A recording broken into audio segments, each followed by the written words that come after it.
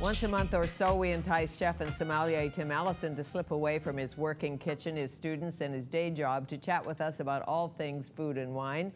Tim is on the faculty at the Pacific Institute of Culinary Arts. He has over 30-some years, 35 years in the hospitality business. It is my pleasure to welcome Tim Ellison back to Studio 4 to tell us more. You must have been 4 when you started in hospitality. 3.5, actually. 3.5, I see. Sweeping floors, were you? Yeah, no, actually washing dishes, of all things, and had to stand on a box because I was too short to reach in the sinks to do Really? it. Yeah. Was your family in the restaurant biz by any chance? My dad was running a restaurant in North Vancouver beside the Olympic Hotel as a marketing exercise. He's a marketing guru, and somebody challenged him to run a restaurant in a bad location because location was the mantra. So he picked the little coffee shop beside the Olympic Hotel, which was the scuzziest beer parlor hotel in the world. Yes. And that's where I kind of grew up.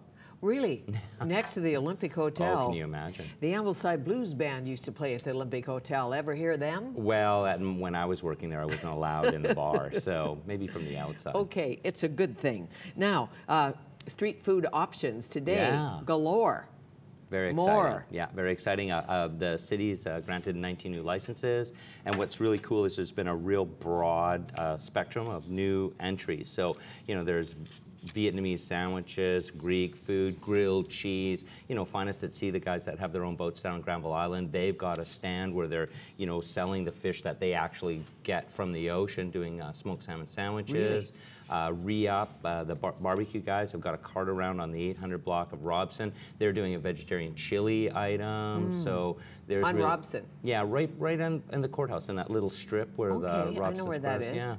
Is that the pulled pork? No. Yeah, those are the pulled pork guys. So they're in front of it's kind of funny because they're in front of the art gallery, and they're going to have another stand right around the corner. Okay, and there's some taco places too. Oh yeah, Korean tacos, fish tacos. It's food that you can eat in your hand. It's very exciting. Now, how is it worked out? I know you have to be a permit holder, and obviously you have to be food inspected, all of that. So if somebody has a dream and wants to run a food truck, who do they call? Well, you know, if you're going to do it in the city of Vancouver, it's, you know, city licensing, and they're only dribbling out the licenses bits and pieces. So there's a lot of players out there that have invested heavily in, you know, $150,000 sidestep vehicles and things like that that didn't get picked, and that there's a lot of pressure for the city to kind of open it up, identify their sites, not dribble and drab it. Because if they were going to only license, for instance, 19 restaurants a year, and ask to see your business plan and taste your menu, people would be up in arms. But the food cart, because they're kind of shepherding this process, they're going slowly. But I think that you're going to see it's going to be a little bit more open moving forward. Because after all, if you want a serious sausage, that's right, you have to go to Eli's. It says here, handmade bratwurst on a bun at Beatty and Dunsmuir. Yeah, fantastic. The Kaboom Box, the Kaboom Box. The Fresh Local Wild guys, rebranded. They're right on the corner of Granville and Robson. They're doing some very exciting fresh local food. They do like a truffle poutine. It's pretty cool. Really? Truffle poutine? Yeah.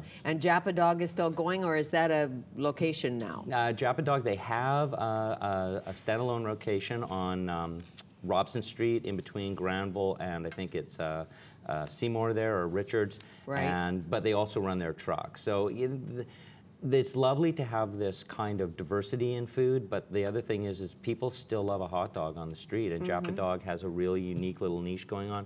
I think they'll be a going concern for a long time. Yes, my floor director was wondering who inspects the hot dog stands. How do we know that they've washed their hands before they give us the hot dog? That's the who city. Checks on the that? City of Vancouver has a very diligent health inspection department to make sure that this project really jumps off well. Are they tweeting yet about, I'm sure they are. They all are tweeting. Everybody's tweeting. I just had a serious sausage, or I had a Mexico to go. I think the exciting thing that we're going to see coming up with tweeting, and this is going to be, I really, you know, I got to be careful saying this on the air, but I think what's going to happen is for the people who kind of get shut out of the process, it's like in LA. If you want a taco and from the hottest taco truck, they don't bother to get a license. What they do is they'll tweet their location, they'll show up, guerrilla food truck, slam the doors open, serve for 15 or 20 minutes, close it up, tweet the next location, and boot. And I think that you might see some of that happening in Vancouver this summer. Oh, we'll get arrested, but it's okay. But you know, in Venice, California, Santa Monica, the trucks all come. Oh, yeah. To events. If you have an arts event on the street or a Bhangra, something, a celebration, 23 trucks come. I think it's all fantastic. together. Yeah. Isn't that great? Yeah, like a little foodie caravan. You'll see a lot of that because, of course, you know, that's the great thing about a mobile business is you can take it where the action is, take it where the people are. Sure. And you tweet and say, all the trucks are going to Santa Monica. Could you imagine? What fun that would be. It They show up is in a fun. parking lot and do like a flash mob foodie event kind of thing. You know, Right. at 3 in the morning on the old expo grounds or something. Well, maybe not 3. Maybe not 3. But I know also in the States, if you're a major restaurant, you can have a truck. Like Umberto's could have a truck and Bishop Exactly. could have a truck if they wanted a truck. Could you imagine? Wouldn't it be lively? Yeah, be lively. Yeah. Lively. Yeah. Why not? A fun city. And we're working on it. We're working on it, for sure we are. So now, best new restaurants, Van Mag Awards just happened. Let me see. Bao Bei. Yeah, best new, best design, really quite a departure from the regular kind of choice. I was surprised because Abattoir was stiff competition in that traditional continental kind of scene. And that's in Gastown. That's right, yeah, just in Maple Tree Square there. Chef Lee Cooper does a great job. I thought they had it sewn up. You know, media darling, beautiful job, great room, good vibe, everything going right. And Bao Bei kind of like came out of the side, and it was really interesting to me that they chose, you know, an emerging neighborhood and a small plates restaurant with a kind of really Asian-style format, but pulled into the modern century. Because, you know, Tanis Ling, the owner, and Joel Watanabe, the chef, you know, they had a vision for what could be a modern Asian-style restaurant. So that was surprising to me, but they got best new. Okay. I've been there, loved it. Yeah. Yeah, the vision came true. I know why it got best, because it's on Kiefer Street. Of course. Of course. But they spelled it wrong. You should talk to the city. I should talk and get to the city, signs get an changed. eye in that That's Kiefer. right. In the Kiefer Hotel or the Kiefer Lounge. Kiefer Lounge would be a Pretty good spot. snazzy. Yeah. Apparently, can you make a res at Bao Bei? I've never tried, so I don't know. They're pretty crowded. They were. I know, and somebody said, here's the drill. Go to the Kiefer Hotel, have a cocktail, then go to Bao Bei and have dinner. Right. Put your name in. At Bao Bei, give me your cell number, go down to the Kiefer, have a drink. But good luck getting into the Kiefer, because it's a very compact, darling spot that's really popular. Anybody bought the penthouse yet? Have you heard? Yeah, I don't Apparently know. it's for sale. Oh. Call Donald Trump. I'll go check it on my way back to work. Okay. Yes, you will, because I'd love it if you lived there. Oh, we could do interviews on site. Yes, and as In you the know, pool. Doug Copeland's art, and so magnificent. Now, so Abattoir, what's the food like at Abattoir? Is that Paul Grunberg? Yeah, Paul Grunberg, ex-Chambar, Lee Cooper is the chef. They've got Jake doing the sommelier, and so it's like continental cuisine pulled into the 21st century, so a very modern take on traditional foods, very clean presentations, and some unique twists. It's food you can recognize, carefully plated, local fresh ingredients, really well executed, a ton of effort and energy and work into the dishes. The cooks and the chef work extremely hard, making things that if you tried to do it at home, you'd just be pulling your hair out. How great. I had the privilege of going to a hockey game, and I went to Chambar. Oh, yeah. First, before hockey. How cool is that? Fantastic. It was packed. Oh, yeah. Well, Nico, you know, 34 years old, just got Best Chef in Vancouver, which is a real nod to his efforts and what he's doing in Cafe Medina, you know, great, the best breakfast in town, and Chambar just continually, year after year, captures the imagination of Vancouver. This is a Barracuda club. It did nothing.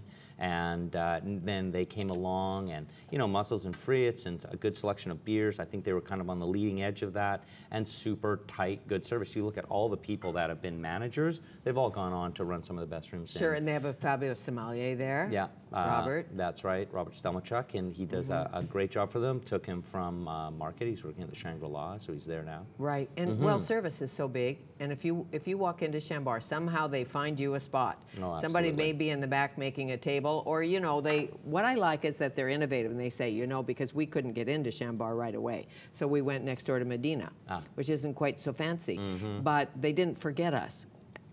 And eventually Robert came and said, I think I can do something for you now, before the hockey game. Yeah, sure. I should point out that's something for you. Oh, you think?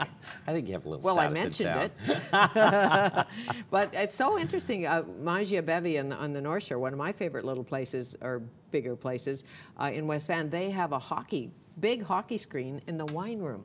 So if you want to have a fancier dinner and watch hockey, you can. Well, hey, you look at what Dale McKay, ex-Lumiere chef, who's going on to Ensemble in the old Corner Suite Bistro location.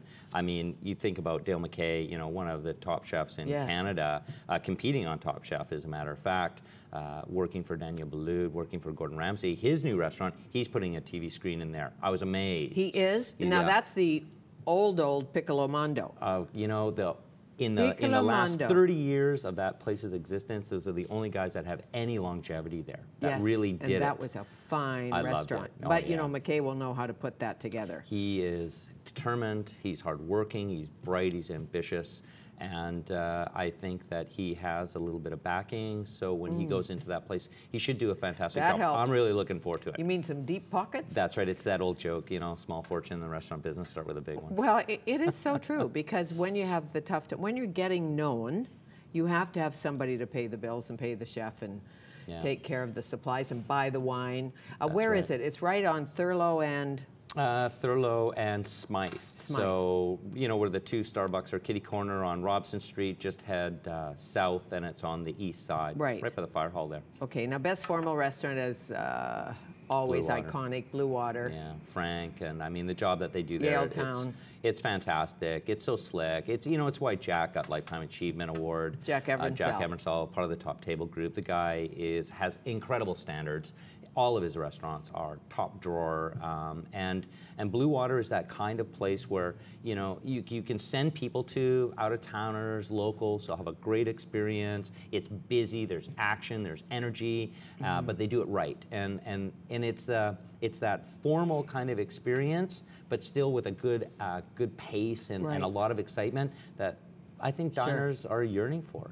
Very much so. And if you want to be casual, you can sit at the bar. Yeah, you bet. Or you can have fancy dancy dinner, whatever your choice. Bacchus Restaurant, Best Bar Lounge. Oh, don't you love it? I do. My favorite bar, the Wedgwood. And the one thing is, I can remember the day when there was only one sofa in front of the fireplace. And I mean, if you landed that and bought a bottle of champagne, I mean, you're just sitting in the top of the world. Now, of course, they've got that little kind of divided banquette, but it's still beautiful. I was in there a couple of weeks ago. I had a beautiful 97 Colhaida poured and just sat with port and coffee and some nuts. And the room is so elegant. It's so deluxe. And to think that that used to be a Travelodge hotel, and the restaurant was called Hungry Pilgrim, of all things. And look what Scalbania's done there. Yes, well, Lainey Scalbania is a detail person. Yeah. So your wish is her command. No kidding. It's a Relais Chateau now, that hotel. My. One of the top boutique properties in town. Now, I think it was the general manager of the restaurant or somebody from Oru at the Fairmont Pacific Rim has gone somewhere. He's gone to Hawksworth. Oh, yeah. Somebody has from there. Name eludes me, yeah. But David Hawksworth, new places set to open May 7. In the Georgia Hotel. In the Georgia. You know, they built that big spanky new tower. They got really delayed. They were supposed to be open this time last year, but they've been going great guns. And of course, David Hawksworth has been doing a ton of work preparing for this.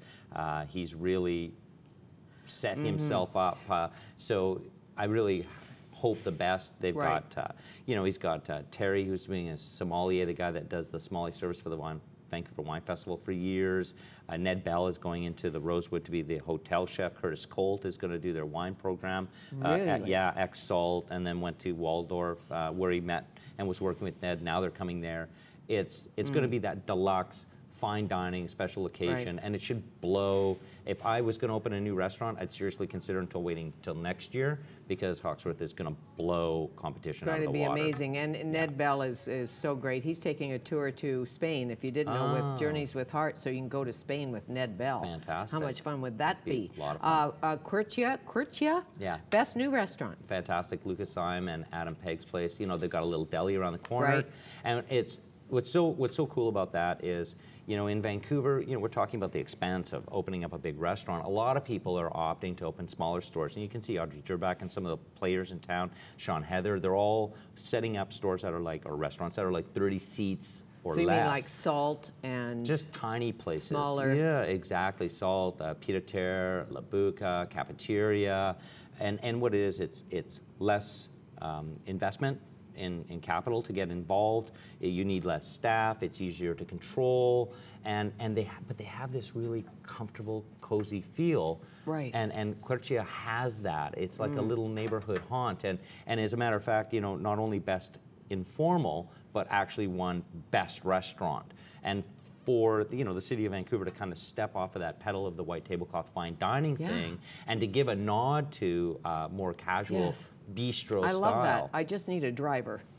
Thank you. Okay, cheers, Fanny. Nice to see you as always, Tim Ellison.